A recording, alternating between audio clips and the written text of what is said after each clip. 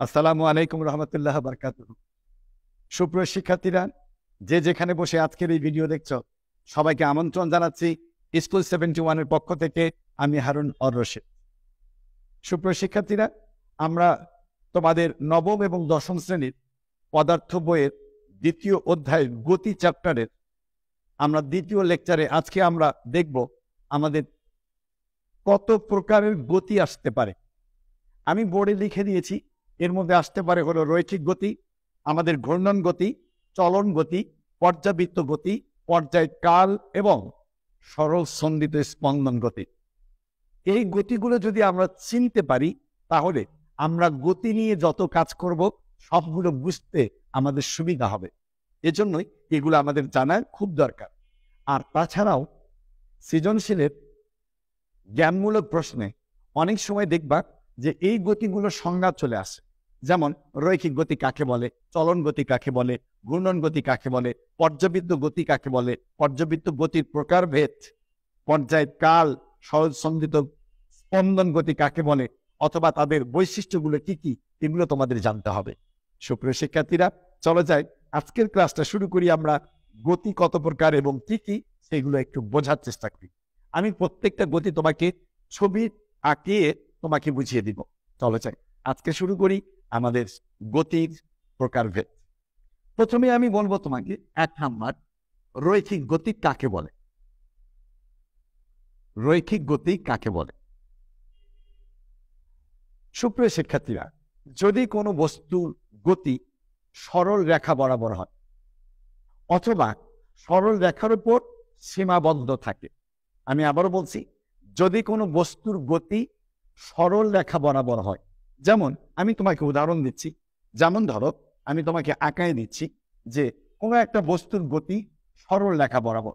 ধরো এ বিন্দু থেকে বি বিন্দুতে গিয়েছে, এই যে এ বিন্দু থেকে বি বিন্দুতে যাত্রা করেছে, তাহলে তুমি দেখো এই বস্তুটার গতি সরল রেখা বরাবর। অথবা হতে পারে যে আমি তোমাকে প্রথমেই একটি সরল রেখা দিলাম, আমি তোমাকে বললাম PQ একটি সরল রেখা, PQ একটি সরল রেখা। এখন তোমাকে বললাম যে তুমি পি বিন্দু থেকে কিউ বিন্দুতে যাবে, কিন্তু তুমি PQ সরল রেখার বাইরে যেতে পারবে না। তার মানে হলো তোমাকে অবশ্যই চলার সময় PQ সরল রেখার উপর সীমাবদ্ধ থাকতে হবে। এই শব্দটার মানে কি দাঁড়াতে পারে?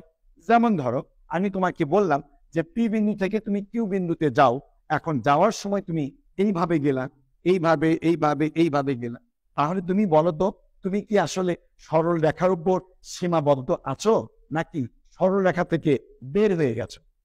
অবশ্যই তুমি বের হয়ে গেছো। তো যদি আমরা এই সরল রেখা থেকে বের না হই, অর্থাৎ সরল রেখার উপর সীমাবদ্ধ থাকি, তবে আমরা এই বস্তুর গতিকে আমরা বলবো রৈখিক গতি। আমি আবার বলছি, যদি কোনো বস্তুর গতি সরল রেখা বরাবর হয় অথবা সরল রেখার উপর সীমাবদ্ধ থাকে, তবে আমরা তাকে বলবো রৈখিক গতি। আশা করি তোমরা বুঝতে পেরেছ সুপ্রিয় শিক্ষার্থীরা। এবার চলো যাই 2 নাম্বার। 2 নাম্বার আমাকে বলেছে ঘূর্ণন গতি। চলো ঘূর্ণন গতিটা দেখে নিই। এবার আমরা লিখবো হলো ঘূর্ণন গতি। এই গতিটা কেমন সেটা একটু দেখে দিই। ধরো কোনো একটি বস্তু বৃত্তাকার পথে ঘুরছে, আমি দেখাই দিচ্ছি তোমাকে। এই যে আমার বৃত্তাকার পথে ঘুরছে, এই যে এ বিন্দুকে কেন্দ্র করে কোনো একটা বস্তু বৃত্তাকার পথে ঘুরছে। ওকে, আমার সেই বস্তুটা ধরো এই বস্তু, এই যে বস্তু, এই যে বস্তু, এই বস্তুটা বৃত্তাকার পথে ঘুরছে, যার কেন্দ্র হলো আমার এ বিন্দু। অথবা কেন্দ্র যদি না বলি, তাহলে ধরো কোনো একটি অক্ষকে কেন্দ্র করে আমরা ধরো কোনো একটা বিন্দুকে বা কোনো একটা অক্ষকে, ধরো এইটা আমার অক্ষ, এই অক্ষের সঙ্গে একটা সুতা বেঁধে নিলাম, সুতার সঙ্গে একটি বল বেঁধে নিলাম। সেই বলটাকে যদি আমরা এই অক্ষের চারিপাশে ঘুরাই, এটাকে আমরা বলছি কোনো অক্ষের চারিপাশে ঘোরা। তাহলে তুমি লক্ষ্য করো এই বস্তুটার প্রত্যেকটা বিন্দু সর্বদা এই কেন্দ্র থেকে সমান দূরত্ব বজায় রেখেছে। আমি তোমাকে দেখাই দিচ্ছি, যেমন ধরো এই বিন্দুটা, এই বিন্দুটা, এই বিন্দুটা, এই বিন্দুটা, এই বিন্দুগুলো দেখো যে কেন্দ্র থেকে সব সময় সমান দূরত্ব বজায় রেখেছে, তাহলে তুমি এই বস্তুর গতিকে বলবে ঘূর্ণন গতি। তাহলে আমরা যদি সংজ্ঞা আকারে বলতে চাই তাহলে কি বলবো আমরা, যে গতিশীল অবস্থায় বস্তুর কণাসমূহ যদি কোনো বিন্দু বা অক্ষ থেকে সমান দূরত্ব বজায় রাখে তবে বস্তুর গতির নাম হলো ঘূর্ণন গতি। আশা করি তোমরা বুঝতে পেরেছ এই যে ঘূর্ণন গতি বললাম। এরপরে আমি বলবো তোমাদেরকে চলন গতি কাকে বলে। চলো যাই, 3 নাম্বারটা হলো চলন গতি। ওকে, চলন গতি কাকে বলে? গতিশীল অবস্থায় কোনো বস্তুর প্রত্যেকটি কণা যদি সমান সময়ে সমান দূরত্ব অতিক্রম করে তবে সেই গতির নাম হলো চলন গতি। ধরো আমার এই কলমটা এখানে ছিল, আমি এখান থেকে ছেড়ে দিয়েছি, ধরো নিচে এসে পড়লো, তাহলে এই কলমের প্রত্যেকটা কণা সমান সময়ে সমান দূরত্ব অতিক্রম করেছে। আমি আঁকায় দিচ্ছি তোমাকে, ধরো এই বস্তুটাকে আমরা নিচের দিকে ফেলে দিয়েছি, তাহলে এই বস্তুটি যখন কোনো একটা নির্দিষ্ট বিন্দুতে আসবে বা কোনো নির্দিষ্ট একটি জায়গায় আসবে তখন এই বস্তুটার প্রত্যেকটা কণা সমান সময়ে সমান দূরত্ব অতিক্রম করবে। যেমন ধরো এই বিন্দুটা, এই বিন্দু, এই বিন্দু, এই বিন্দু, এই বিন্দু, এই বিন্দু, প্রত্যেকটা বিন্দু সমান সময়ে সমান দূরত্ব অতিক্রম করবে। তার মানে হলো এই বিন্দুটা যে সময়ে যে দূরত্ব অতিক্রম করেছে এই বিন্দুটাও ঠিক সেই সময়ে সেই দূরত্ব অতিক্রম করেছে, এই বিন্দুটাও সেই সময় সেই দূরত্ব অতিক্রম করেছে, এই বিন্দুটাও ঠিক একই ঘটনা, এই বিন্দুরও একই ঘটনা, এই বিন্দুরও একই ঘটনা। তাহলে আমরা যদি সংজ্ঞা আকারে বলতে চাই তাহলে আমরা বলবো যে গতিশীল কোনো বস্তু কণার গতি যদি এমন হয় যে বস্তুর প্রত্যেকটি কণা সমান সময় সমান দূরত্ব অতিক্রম করে তাহলে আমরা তাকে বলবো চলন গতি। এবার চলো যাই আমরা পরের নাম্বার, আমাদের পরের নাম্বার আছে পর্যাবৃত্ত গতি। ওকে, চলো যাই এবার পর্যাবৃত্ত গতি। পর্যাবৃত্ত গতি, ওকে, এটা সবচেয়ে বেশি ইম্পর্টেন্ট তোমাদের এই চ্যাপ্টারের জন্য। পর্যাবৃত্ত গতিটা চিনতে হবে তোমাকে আজীবনের জন্য, অর্থাৎ যতদিন পর্যন্ত ফিজিক্স তোমার সঙ্গে আছে ততদিন পর্যন্ত পর্যাবৃত্ত গতি তোমার সঙ্গে থাকবে। অতএব তোমাকে এটা খুবই ভালো করে বুঝতে হবে। আমার সঙ্গে একটু বোঝার চেষ্টা করো।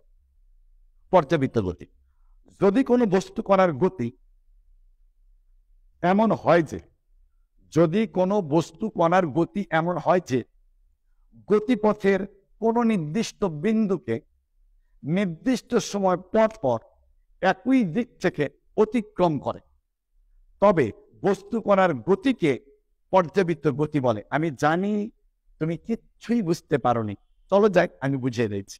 ধরো কোনো একটা বস্তু, এটা হলো আবার এ বিন্দু, এটা হলো আবার বি বিন্দু। ধরো কোনো একটা বস্তু সব সময়ের জন্য এ বিন্দু থেকে বি বিন্দুতে যায়, বি বিন্দু থেকে আবার এ বিন্দুতে, এ বিন্দু থেকে আবার বি বিন্দুতে, এইভাবে যায় আসে, যায় আসে, এইভাবেই তার গতি। এইটুকুই তার গতিপথ, অর্থাৎ এ থেকে বি পর্যন্ত এটা হলো তার গতিপথ।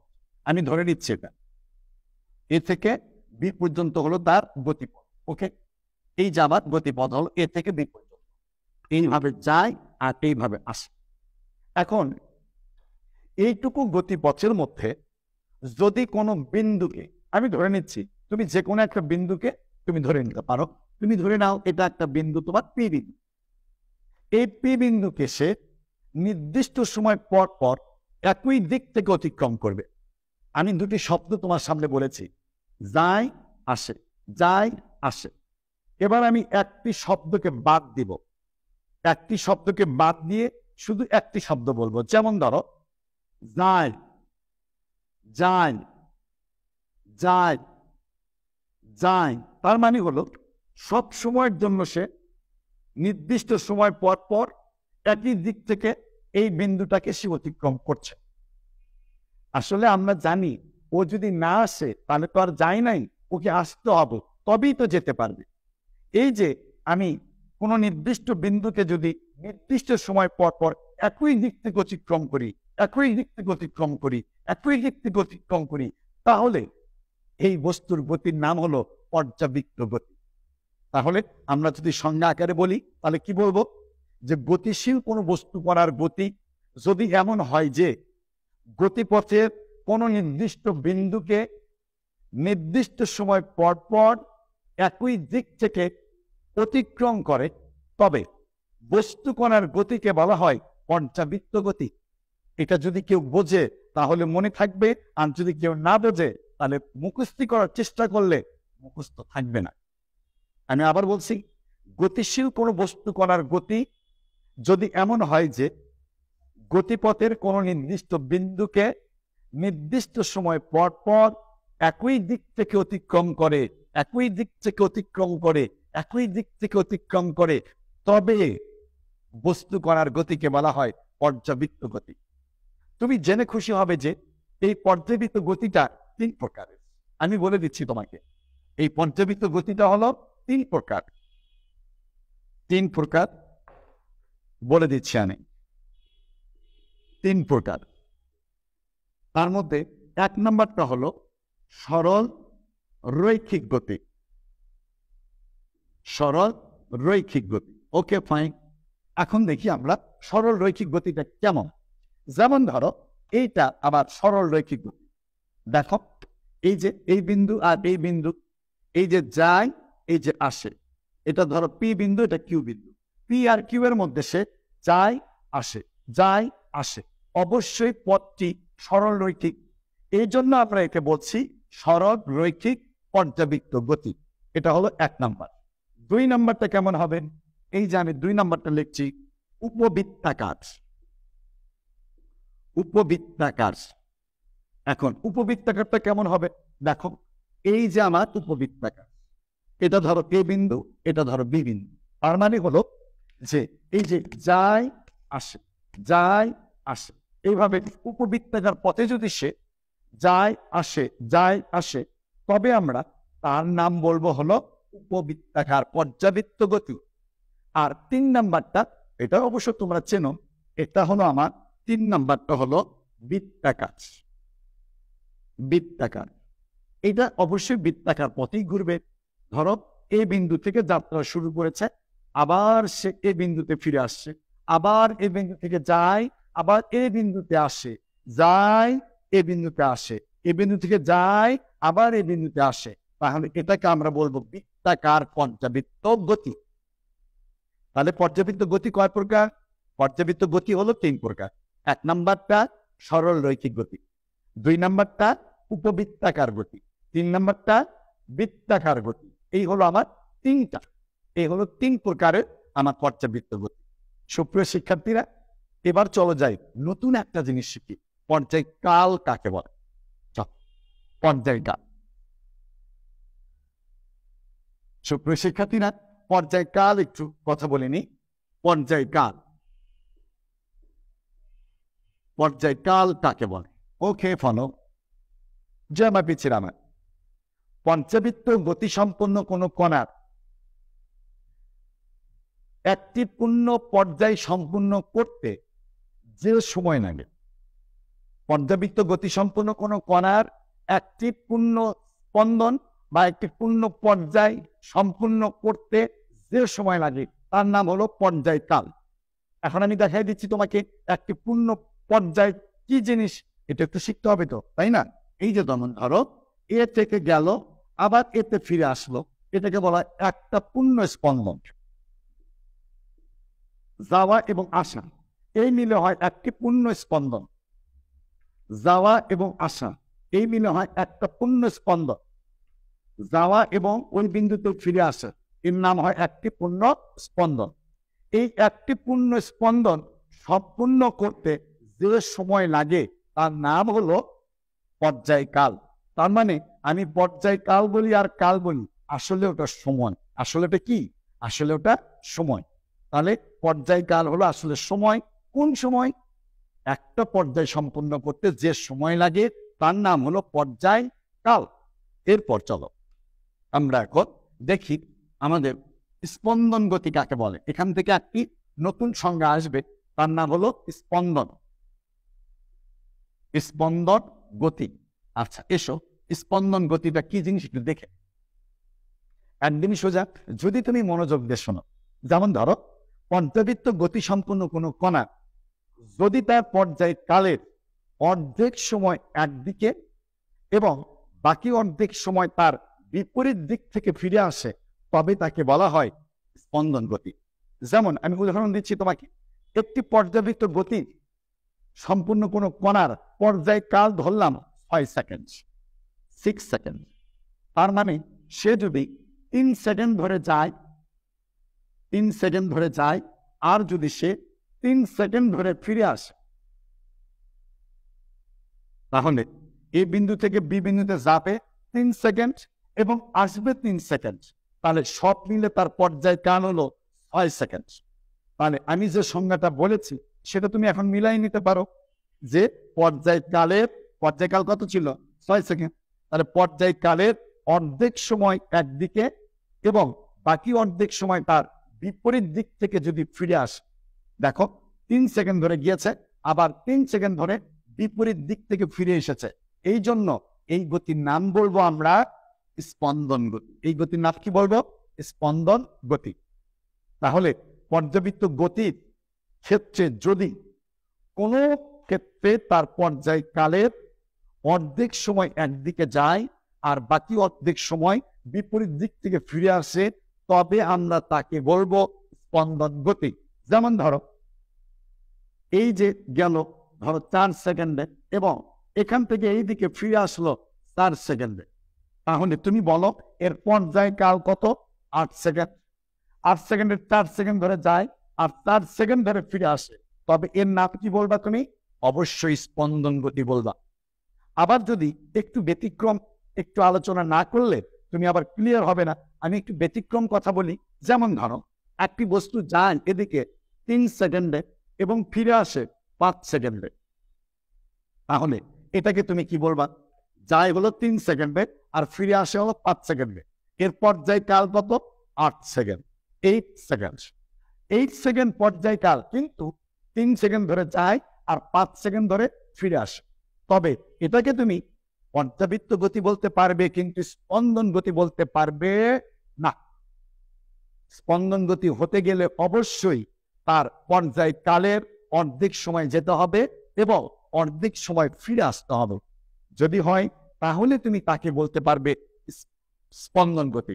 যদি তা না হয় তাহলে তাকে বলতে হবে তোমাকে পর্যাবৃত্ত গতি। তাহলে আমি যদি প্রশ্ন করি তোমাকে, এর উত্তরটা কেমন হবে? যে সকল স্পন্দন গতি পর্যাবৃত্ত গতি, কিন্তু সকল পর্যাবৃত্ত গতি স্পন্দন গতি নয়। তাহলে ব্যাখ্যা করো। তাহলে এটা তুমি আশা করি যে এখন বুঝে একটা উত্তর লিখে দিয়ে আসতে পারবে খাতায়। আমি আশা করি তোমরা ভালো করতে পারবে। লাস্ট যে সংজ্ঞাটা আছে সেটা হলো সরল সন্দিত স্পন্দনটা কি জিনিস। চলো যাই আমরা দেখে নিই সরল সন্দিত স্পন্দন কি। সুপ্রিয় শিক্ষার্থীরা, সরল সন্দিত স্পন্দনটা কি জিনিস? পর্যাবৃত্ত গতি সম্পূর্ণ কোনো কণার গতিপথ যদি সরল রৈখিক হয়, 1 নম্বর কথা কেমন হবে? সরল রৈখিক, অর্থাৎ সরল রেখা বরাবর যায় আসে, যায় আসে।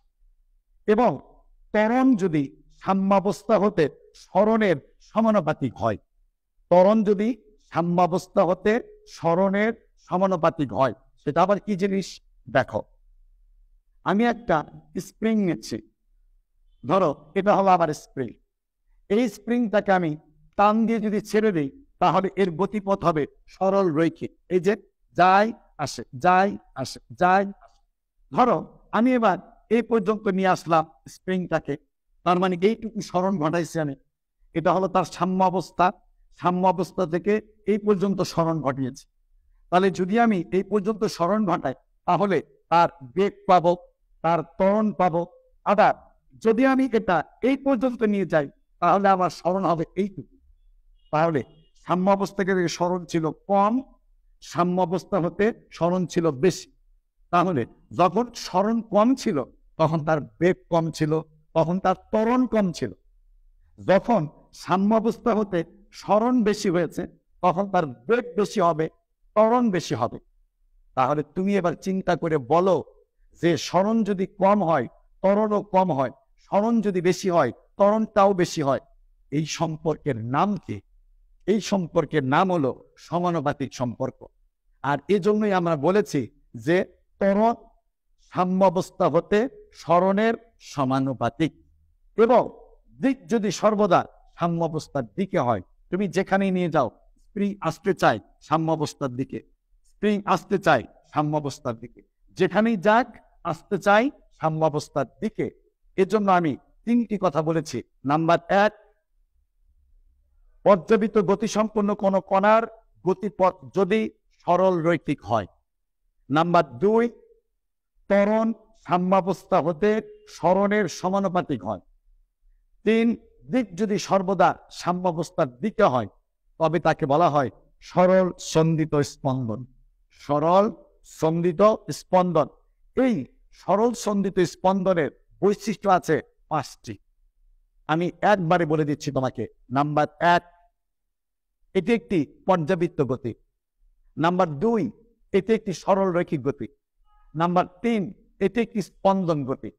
আশা করি তোমাদের এই গতি 3টা মনে থাকবে: পর্যাবৃত্ত গতি, সরল রৈখিক গতি, স্পন্দন গতি। নাম্বার 4, ত্বরণ সাম্যাবস্থা হতে সরণের সমানুপাতিক, যেটা সংজ্ঞার মধ্যে ছিল। নাম্বার 5, দিক সর্বদা সাম্যাবস্থার দিকে, এটাও সংজ্ঞার মধ্যে ছিল। এই হলো 5টি বৈশিষ্ট্য। 5টি, এই 5টি বৈশিষ্ট্য হলো আমার সরল সন্দিত স্পন্দন। চিনতে পারবে তুমি।